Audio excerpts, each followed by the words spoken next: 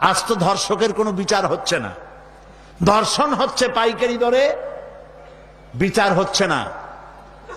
আইন এমন ভাবে ঘোরানো পেঁচানো, ধর্ষকগুলি খালাস পেয়ে যাচ্ছে। আবার নতুন কিছু ধর্ষক তৈরি হয়েছে, ধর্ষণ করে মেয়েটাকে হত্যা করে। আযানিয়াতু ওয়াজ্জানি ফাজলিদু কুল্লা ওয়াহিদিম মিনহুমা মিআতা জালদা। আল্লাহ তাআলা বলেছেন জিনাকারের শাস্তি হচ্ছে 100 দোররা মারা এবং প্রাণদণ্ড দেওয়া। জিনাকারের শাস্তি প্রাণদণ্ড দাও। জিনা করেছে প্রমাণিত হয়েছে, অবিবাহিতা যদি হয় দোররা মারো, আর যদি বিবাহিতা হয় পাথর মারিয়া উড়ায় দাও। আজ তো ধর্ষকের কোনো বিচার হচ্ছে না, ধর্ষণ হচ্ছে পাইকারি দরে, বিচার হচ্ছে না। আইন এমন ভাবে ঘোরানো পেঁচানো, ধর্ষকগুলি খালাস পেয়ে যাচ্ছে। আবার নতুন কিছু ধর্ষক তৈরি হয়েছে, ধর্ষণ করে মেয়েটাকে হত্যা করে।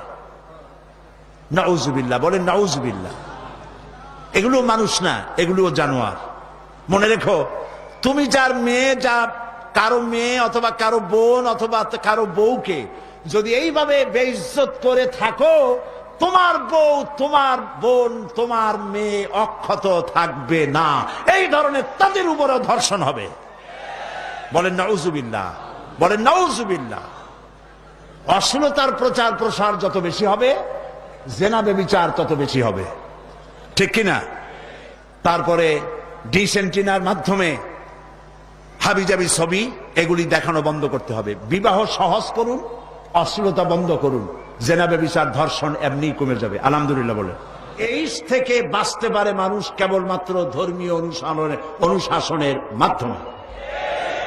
জেনা নিজের স্ত্রী ছাড়া কোন মেয়ে লোক অথবা কোন পুরুষ, কোন মেয়ে লোক নিজের স্বামী ছাড়া আর কোন পুরুষ নিজের স্ত্রী ছাড়া যৌন সম্পর্ক স্থাপন করলেই এইডস রোগের সম্ভাবনা 100%।